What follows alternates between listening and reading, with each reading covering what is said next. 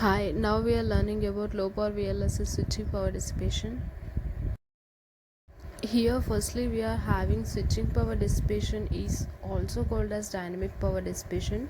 Switching occurs whenever there is switching in output of CMOS logic gate. In other words, power dissipation occurs when the output node of CMOS logic gate makes a transition high to low, low to high. CMOS logic gate These CMOS circuits generate dynamic power dissipation by charging and discharging of the capacitance. Let us consider the CMOS circuit that demonstrates how dynamic power dissipation occurs during the switching. In the next page, we are finding a figure that a two-input NOR gates is used to operate two NAND gates, and which are connected together by interconnected lines. The total capacitance load at the output of NOR gate is composed of three components, that is the output capacitance of NOR gate itself, total interconnected capacitance, input capacitance of the gates that are being driven.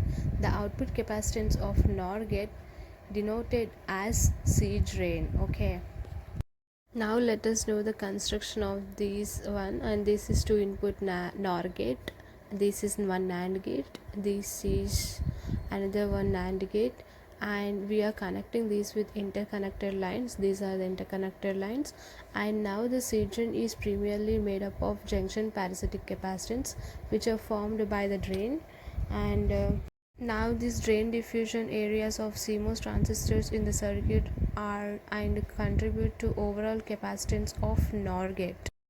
Now let us find the CMOS logic gate in generic form. A CMOS logic gate that undergoes an output transition can be decided by NMOS network. This is Here we have the total output of V out with capacitance is equals to C drain plus C interconnect plus C input. Okay, this is a power consuming transition at the output node. Here we are having a PMOS network, total load capacitance linked to output node. Figure 2 illustrates generic form of a CMOS logic gate. Okay, let you by heart that diagram.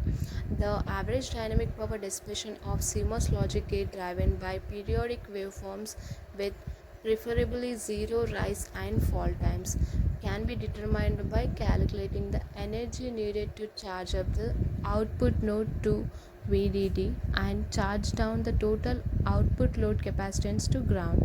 This is a formula which demonstrates a CMOS logic gate in a generic form. Here P average is a power consumption. So this is the formula to demonstrate that, and here taking the limits from 0 to t. It cuts at t by 2, so we are taking half limits from 0 to t by 2 and t by 2 to t. Okay. Here we are having energy for average dynamic power consumption. By simplifying the previous equation integral part, we can get the following equation. So lowering the power source will reduce the power consumption. This is our conclusion, and P average here is directly proportional to total capacitance and is proportional to square of a VDD. So by decreasing the VDD we can decrease the power dissipation. Also by decreasing the C load we can decrease the power consumption. Okay guys, thank you. I will prepare it total notes of VLSI of spectrum, okay, one by one in